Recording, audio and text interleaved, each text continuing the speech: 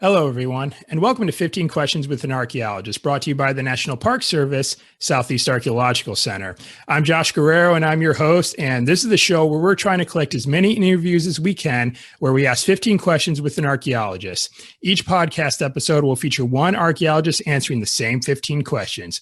I think it's going to be fun, and we just might learn something. And joining me today, I have Tracy Lovingood, who is currently an archaeological technician right here at SEAC. So, Tracy, thanks so much for taking time for joining me today, and welcome to the show.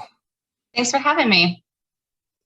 Yeah, I've been looking forward to getting you on the podcast. You and I, we've had a chance to work together out in the field a couple of times, as tricky as it may be currently right now with everything that's going on. But yeah, I've been looking forward to having you here. And just to kind of kick things off, why don't you just fill us in a little bit as to what you do here at SEAC as an architect?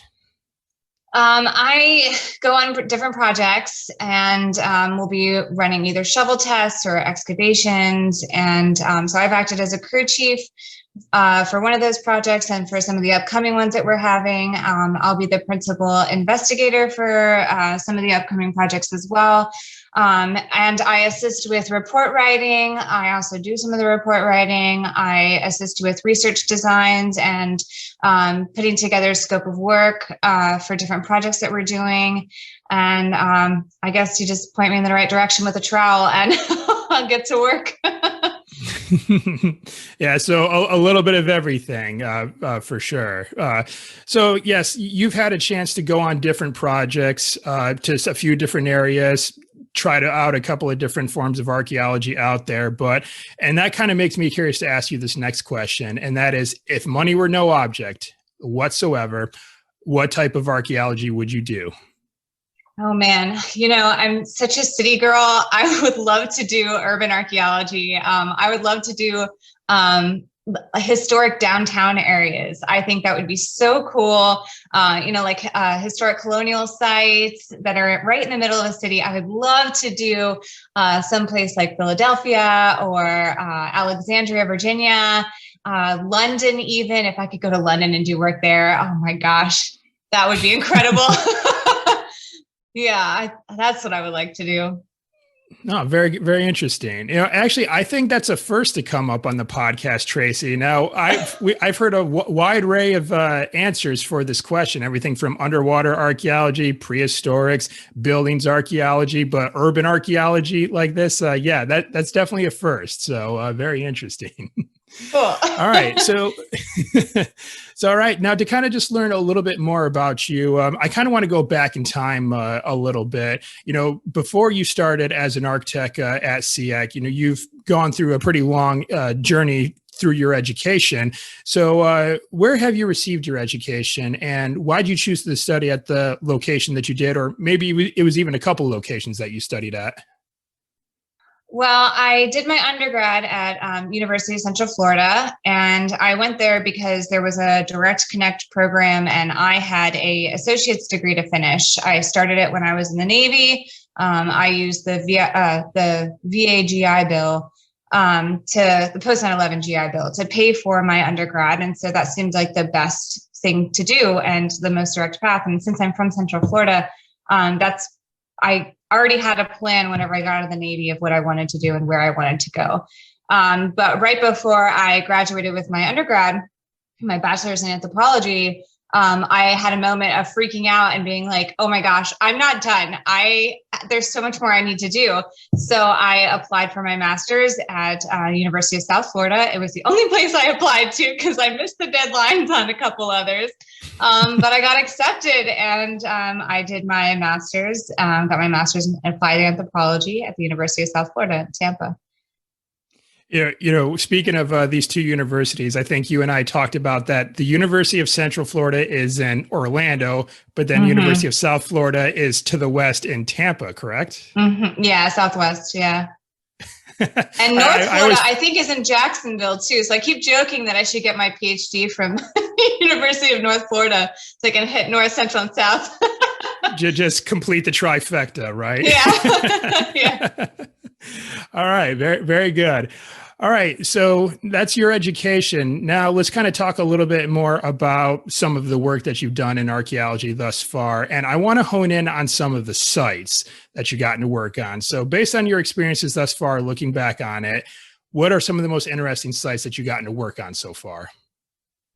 Wow. Well, the site that I did my thesis at was absolutely amazing in the fact that it is extremely underrepresented. It is a indentured servitude site. It's a Minorcan community, the largest and first Greek settlement in the United States. And it predates the Tarpon Springs Greek community by probably 200 years, 100 years at the very least.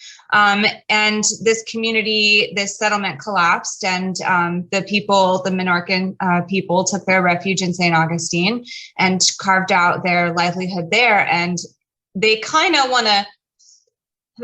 have a sordid history in New Smyrna Beach, which is where the site was. And as such, they don't want to bring up that painful past necessarily, but it is part of their past. And that story that leads to their ethnogenesis as the Minorcan people is really important to Florida history and American history, because they have these cultural things that have influenced the rest of Florida culture. I don't know if you've ever heard of a daddle pepper, but daddle pepper hot sauce is very popular, at least on the east coast of Florida, and very common. There's a half dozen things that are like Minorcan staples that are very popular in that area. And it was the largest settlement of British settlers. They were technically under British rule at the time. So it was the largest influx of British settlers at one time in American history. Over 1,500 people came on 3 different ships to this settlement. And it was very short-lived, but it was such an it's very small. There's not much left there, but there are some quote unquote mysterious ruins there, but they're only mysterious because we cannot definitively pin down what they were originally for. I have some theories, but I won't get into that. But it's just such an interesting place, beautiful little seaside town, just a wonderful, wonderful little spot. And I absolutely love it there. It is such an interesting, what do you call it? There's the Minorcan people were not just from Minorca, Spain. They were Greeks, they were Italians, and they were the Minorcans. And I think there was some Spanish there as well. And they all kind of became one, even though they were all separate types of people and they were all coming over to the New World under different reasons, they had this unifying experience in New Smyrna under indentured servitude. And that's what created the Minorcan people, the Minorcan culture in Florida. And there's not a whole lot that's been found. I mean, there has been quite a bit, but there's not a whole lot that's specifically Minorcan. But when I did my thesis there, and I did artifact analysis from the Old Stone Wharf site, I recovered what is it? It's a pipe bowl, but it's made out of this black, dark charcoal colored clay material. And the only other place I found that it has been found in the New World is Cuba. And they both have their origins in the Balkans. So that is the one thing that I have found that directly ties these people to their Greek heritage or their European heritage, is that this one thing. Now it could have been coming up from Cuba. We had the Spanish period that kind of bookended the British period here in Florida. So it could have been coming up from a different time, but it's about the same time period as other clay pipes from the same material that have been uncovered in Cuba. So I don't know.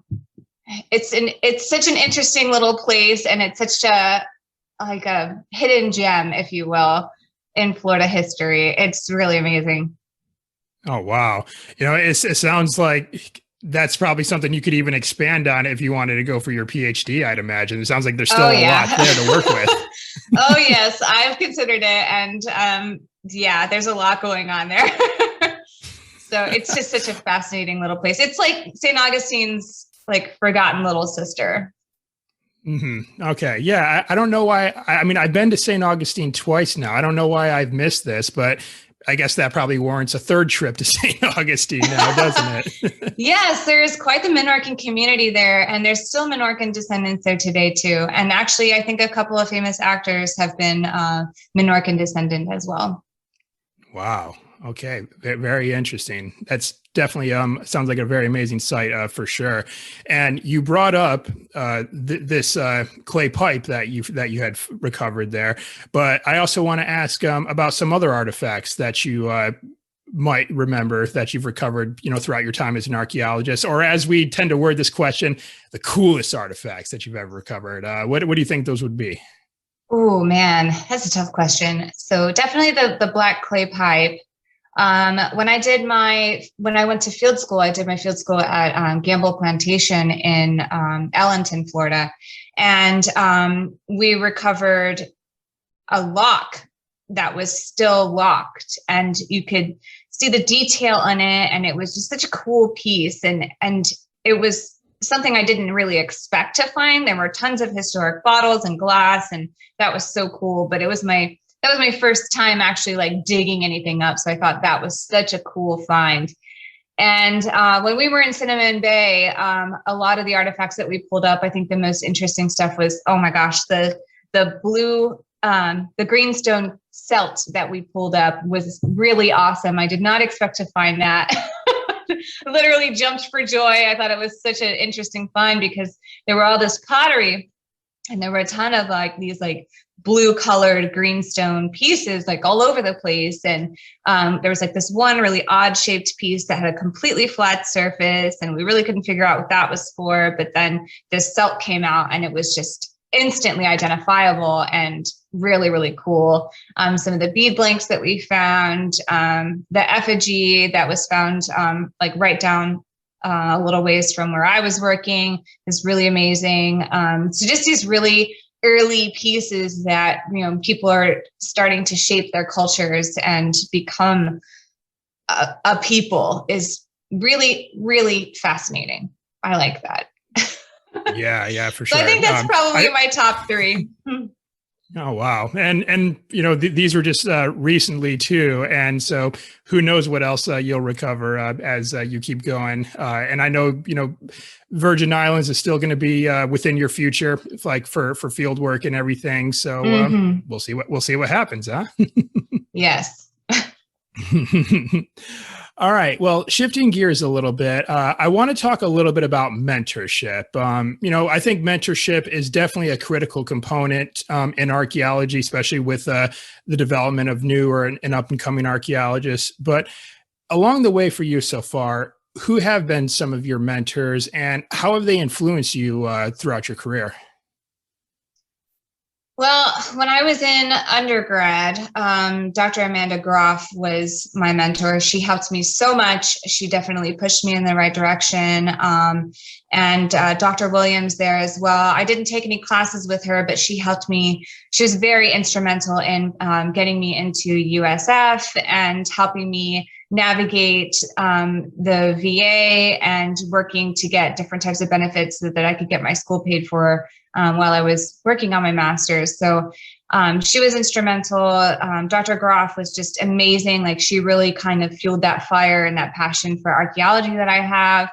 And when I was at USF, my advisor, Dr. Wallman, Diane Wallman, she is awesome. And she really she didn't let that fire burn out. I know a lot of people, when they go to grad school, they get overwhelmed, right. And it is a lot of stuff, it is overwhelming. And she didn't let it get the better of me, and she didn't let me give up. And she really kind of spurred me on and kept me going, and told me that it's not as hard as you think it is, because when you're dealing with it in that moment, you feel like you're drowning, but she really helped me not lose sight of the bigger picture. And I was also introduced to Dr. John Endinino, who's a very good friend of mine, and who has really continued to be an inspiration and to keep pushing me in the right direction. And he's the person that I really turn to these days, and I get my advice and I get suggestions for, and I just kind of vent my frustrations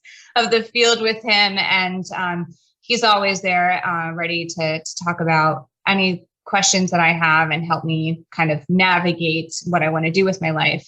He's a professor at Eastern Kentucky University, and he's just always such a great help. And yeah, he really, he's there for me when I need him to be. All right. Outstanding. All right. Well, shifting gears yet again, these next few questions, they're kind of shifting gears quite a bit. What I wanted to ask you next is, what country out there handles archaeology and cultural resource management the best? Like, who just seems to get it? Or maybe might at this point, have you not seen very much of how it's conducted in other parts of the world to make that determination? I think the only other place that I can think of in my very limited understanding of CRM is probably the UK. I think they do CRM, don't they? And so it seems the way that they do their public archaeology is absolutely incredible. And I love the way that they present their information and their finds to the public. Like, it seems like they're a lot more transparent about things. Whereas I feel like in the US, we tend to be a little bit like Smeagol with the ring, we want to hoard our treasure to ourselves and not really put it out there for the public. And I understand why, looting is a huge problem that we have in the US. And I think more people in the UK seem to be a little bit more communally invested in their past and what it means to them as a people. Whereas in the US, there's so many people that are more willing to go out and loot sites. And it's so funny. Like, I can't tell you how many times I've been out somewhere and I've mentioned that I'm an archaeologist and people are like, oh my gosh, I found this thing and then I sold it. And I'm like, okay. Yep. So I don't know if I would say that the US does it the best. I think there's definitely a lot of room for improvement. I think that there's a lot that we could learn from our friends in the UK. So I don't know who necessarily does it the best, but I know Australia has a good archaeology program as well. And I think they just found something really amazing in one of their towns, like some big, I don't remember, but I think they do a pretty good job as well. But I really couldn't tell you. I can't answer that question, honestly. Yeah, sure. Well, I mean, you are right about the UK, at least based on what I've observed, because that's where I studied for my master's degree there was a lot of public involvement when it came to archaeology and cultural resource management. My supervisor at the university I went to, he would have kind of like town hall meetings, meet with like locals in certain communities before an excavation takes place, just to kind of like let them know, this is what we found here. This is what we plan to do. If you can volunteer, by all means, we'd be happy to have you. And so, yeah, public involvement was pretty outstanding there from what I've observed. So I can definitely see where you're coming from. Absolutely. All right. So what I want to ask you about next is volunteers. So far throughout your time in archaeology, have you had the chance to work alongside any volunteers, or maybe have you been a volunteer yourself? I've had volunteers when I was in field school. We had a bunch of volunteers come out. There was it was something similar to Make-A-Wish Foundation, but this lady, it was her wish before she got too old to do anything anymore and eventually passed on. She wanted to participate in an archaeology dig, and we were able to get her in there and have her help out in the best way that we could. And I think that was really awesome. And I think it was really special to her. So we have had volunteers of that nature. I volunteered in St. Augustine. The city archaeologist was doing a project. And so there were a couple times that I went up there and I helped out with those. And we found stuff, but it wasn't significant. It wasn't really what we were looking for. So, actually, my dad wants to come out on one of the projects that we're having in Shenandoah. He's planning to register as a volunteer, and he wants to come out and see what it's all about. So I'm really excited for that. But yeah, I mean, we've had some volunteers work at our site in Cinnamon Bay, and they were really great. They're always so enthusiastic, and they're always ready to engage, and they're not afraid to get muddy or dirty or get their hands dirty or, sit there and clean artifacts. They're not afraid to do the mundane. They're not afraid to do the dirty work. And it's awesome. And they ask so many great questions, and they really kind of provide an outside aspect, because, whenever you get so muddled down in some of the work that you're doing, sometimes you get a very narrow perspective and point of view on things that you're working on. And so it's really great for them to ask these questions that they are often like, this might be a dumb question, and then they ask, and then you're like, no, that's brilliant. Why didn't I think of that? Mm-hmm. So, I really love working with volunteers. And I think it's really important that we work with volunteers because they can continue to get the word out about looting versus doing archaeology the proper way. And they can help provide those resources to people that actually want to do legitimate archaeology and participate on these different digs. Yeah. The volunteers that we had at Cinnamon Bay, they were just a joy to have. I couldn't agree more. It's just, I loved their enthusiasm and the questions that they asked and just how excited they got when we would just show them something as simple as like a flake and describe how this flake was worked. And they would be like, oh my gosh, that's so amazing. They were an absolute joy, for sure. And we definitely appreciate any work that volunteers, because they're willing to sacrifice their time to, help us accomplish these missions that we're on. So for sure. All right. So the next couple of questions that I have for you, Tracy, this is getting to what I say is the core of what it means to be an archaeologist. And the first of these two questions is, what is just the best part about being an archaeologist? Oh, gosh. I love pulling things out of the ground that haven't seen the light of day in hundreds, if not thousands of years. I love to be able to be the first person to touch this thing and thinking about who was the last person that touched this? How did this get to where it was? Who were these people that lived their lives so similarly and so different than the way that I live my life now? I mean, I've got bowls and plates and, cups and stuff in my pantry that are made in the same or similar patterns as they've been made for thousands of years. And it's just so amazing to me. So I love old broken dishes. What can I say? And I love to be able to tell that to people and to help them connect to that past and to connect them to the people that they may be descendant from and that have been in this community for so long. People live in the same places for hundreds of years, thousands of years. People live their lives in very similar basic ways as we always have. And to be able to contribute to that story through uncovering these artifacts is just amazing to me. People are incredible. And their ingenuity is just mind-blowing. The things that people of the past created, the way that they solved their problems using the tools that they had is just absolutely, it's incredible. Yeah, absolutely. And that is definitely what I would also say is one of the best parts is, when you're the first person to hold this artifact in, like I said, like hundreds or maybe even thousands of years, it does create that very deep connection. And it's also sometimes a little bit of a motivator because, as we know, sometimes it could be tough going to meticulously scrape away at an excavation unit or a shovel test. But then that's like kind of the little bit of excitement there that just kind of keeps us going, on those hard days, I'd say just as well too. I love it. Stick me in a trench, stick me in a unit. Fine. All right. Very good. But on the flip side though, what would you say is the worst part about being an archaeologist? Oh, I'm sure you already know what I'm going to say.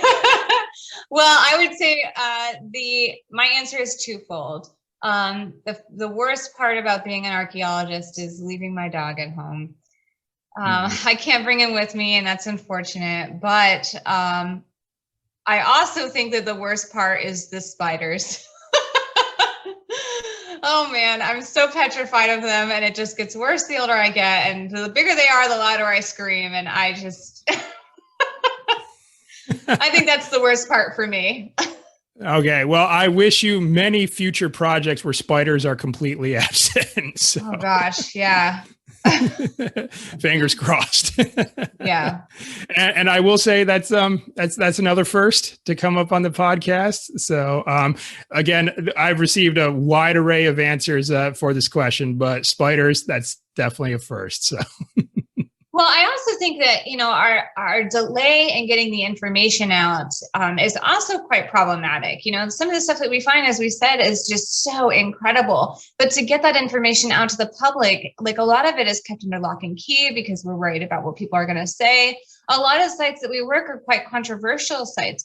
So to get the information and the stories about the people that lived at these sites causes some contention.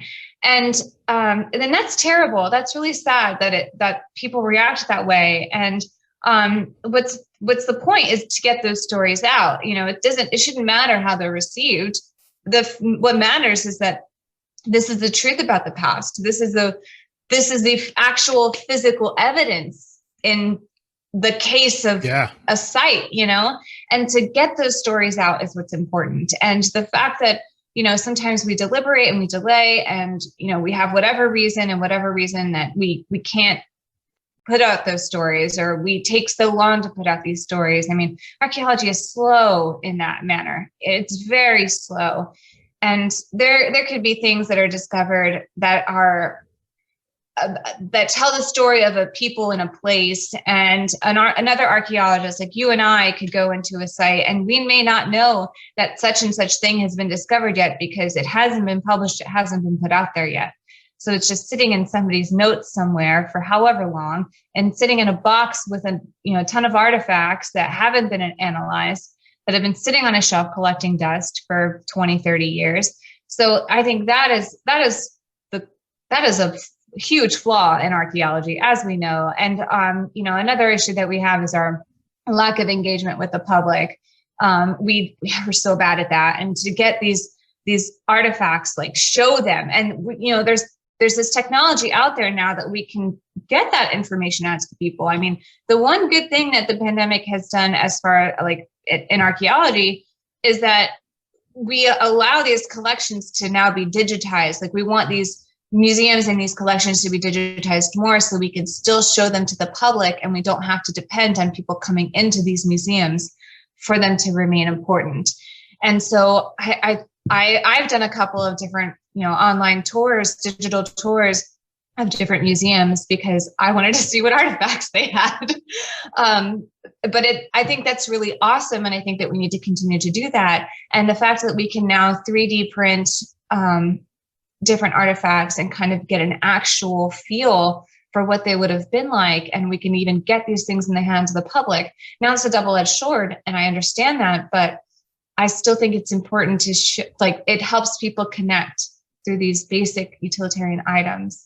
And there's a lot of things that are so commonplace that I don't really see the harm in, 3D printing them, because if we don't do it, somebody else is going to do it. Somebody else is going to put that information out there. So at least we can control it a little bit. So I think those are some of the issues that archaeology has, or like the bad things, I think, in archaeology. But between that and leaving loved ones and pets at home and the terror of tarantulas. Right. That's what I think. Yeah.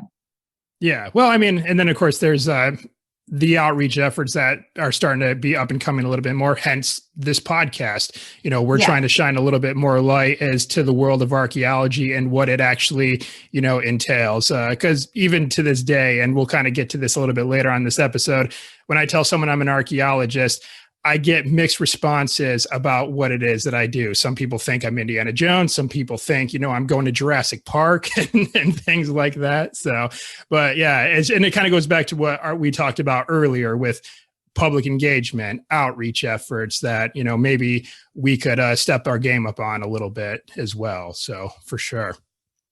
All right. But what I have for you next now is this next question is a tribute to The Right Stuff, which is a wonderful novel written by Tom Wolfe. I would like to ask you, who is the greatest archaeologist that you have ever seen? That I've ever seen, like in person? Yeah. I guess like, or as you've ever seen anywhere, I suppose, through any means. I don't know. I mean, I don't know. I don't know. The greatest archaeologist I've ever seen. This is definitely a hard question, so feel free to take a pass if you need to, because I don't want you to have to, single anyone out. Yeah, I mean, I can tell you, like, archaeologists that I idolize and that I think are just incredible, and I would love to have a conversation with them. And I don't know. That's a tough question. I don't know who would be the greatest archaeologist. I think, ooh, I don't know. That's a tough one. Okay. Yeah, fair enough. And it is. This is usually the question that does kind of stump a lot of my guests, because it's like, how do you narrow the greatest archaeologists when we know so many? Like, we get to work alongside so many people, so many brilliant minds. It's kind of hard to, just narrow down the one, isn't it? Yeah, I think I would say it's going to be a vague answer, but I think the greatest archaeologists are the ones that use innovative approaches to reform the field, to get the best out of it and provide the most for the people that receive archaeology. I like that response. And again, another first, Tracy. We're getting a lot of firsts in this episode today. So I like it. This is great. All right. And the next couple questions that I have for you, these are questions that I'm sure all archaeologists have been asked at one point in time. So you're going to get asked these as well. And the first of those is, have you ever found a dinosaur? Have I ever found a dinosaur? Well, do alligators count? I would say, yeah, they've been around for that long. So I'd say, yeah. I have never found dinosaur bones, unless you count, like, fossilized shark's teeth or stuff like that. But no, I don't think I've ever found a dinosaur. I think I'd remember. Okay. Well, if you ever do find a dinosaur, I think you dug way too deep there. Yeah. Just gonna cover it back up. Pretend I didn't see anything. All right. And the next question that goes along these same lines, how do you feel about Indiana Jones? Oh, I have thought a lot about this.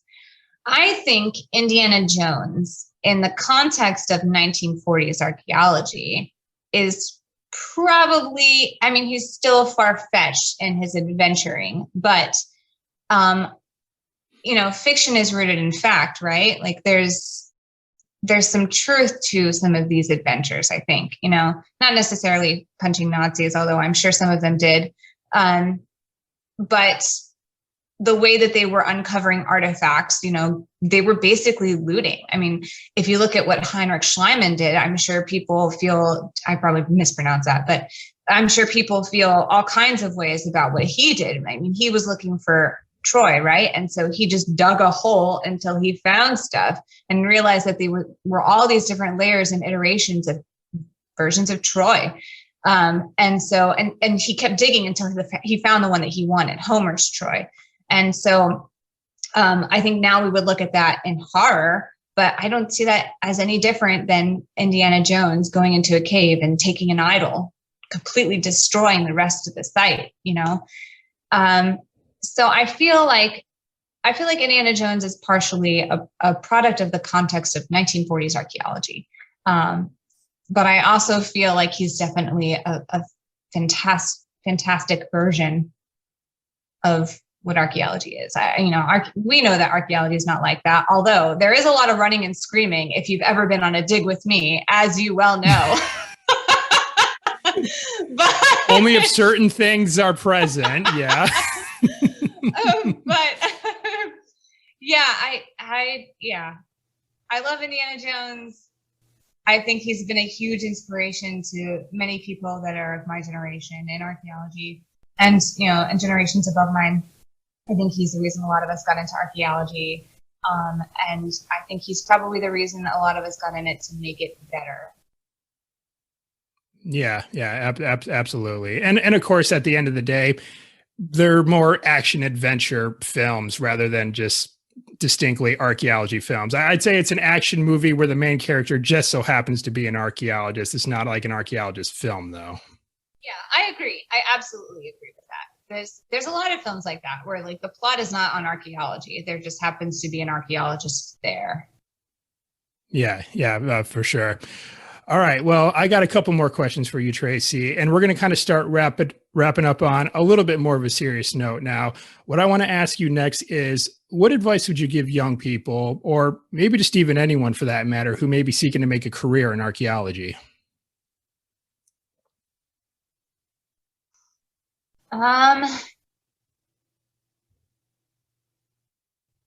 Don't feel like you have to rush to pick an area of focus. There's so much out there that's so interesting and fascinating. And I've had long talks over bottles of wine on my patio with different people, like discussing like what we would love to study if we could study, you know, what we would love to go, like where we would love to go dig if we could go dig, and different areas that we would just like to find out more about, and areas that we feel have been neglected in archaeology. So there's just so much out there. I would say, you know, take your time in figuring out what period you want to study and where, and even why. Like what is it about this time period in this place that is so appealing to you? And, you know, yeah, I would say take your time with that. And also volunteer. Do take some time in between. If you're a younger student in the field of anthropology, if you're still working on your bachelor's, I would say do a field school, do two if you can, volunteer wherever you can, try to get involved, and then do some time in the CRM field before you go and get a master's, if that's the approach you want to take. That's something that I feel like I should have done sometimes, but I'm a little older, so I just wanted to get through it. And I did, and I'm fine. You know, I'm doing pretty well, I think. So I would say, yeah, figure out the route that you want to take. Always have a plan. That's one of my rules, is to always have a plan, and kind of stick to the plan. Allow room for change, of course, but kind of stick to that plan. And you know, yeah. Yeah. Also be absolutely. aware that nature is a thing. So be prepared for the unexpected, because I was not prepared for a tarantula. So. Yeah, especially if you operate in the Southeast where we are, is just, nature can be out to get you. Yeah. Absolutely. All right. Well, I got one last question for you, Tracy, and this is a pretty big one to this final question. And that is, what can the general public do to help protect archaeological sites? Not loot. Don't loot. I would say be aware of the local laws regarding archaeology. Like wherever you're listening from, or wherever you're at, and there's archaeology going on, be aware of the local laws, be aware of the state laws, be aware of the federal laws, because different sites fall under different categories. If you're just going into a place and you're metal detecting and you're thinking that, oh, I'm not doing any damage because what I'm finding is just metal and it's on the surface, like, no, there's still a chance that you're disturbing a site that's historic or even prehistoric. And if you're digging in the ground and you're just taking the metal artifacts, you're taking pieces away from a puzzle that it's our job to put together. So how do you expect us, like I've got, a ton of puzzles in my closet, and if I wanted to go and put those together and you came along and you took a corner piece, a cluster of pieces from the top, and how would I know what the whole picture is without all of the pieces in play? And, sometimes stuff gets lost to history. That's understandable, but preserving the context of a site and preserving a site altogether is really critical to us understanding what's going on in the past with different types of people. And I've told this to people before: if you wouldn't take evidence from a crime scene, don't take artifacts from an archaeological site. It's the same kind of thing to me. So I think it's really important that people are aware of the damage that they're doing whenever they're taking artifacts. I understand you want to keep it for your collection, but think about the damage that you're doing. Think about the consequences of your actions whenever you take a projectile point from the field. that's still a site. It might be a disturbed site, but it's still there. And there might be more to it. That might literally be pointing us in a direction.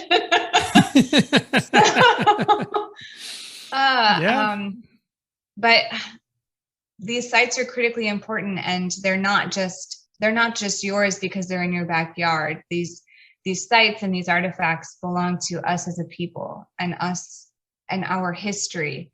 And taking that and putting it away in a closet somewhere or in a box to collect dust does no one any good.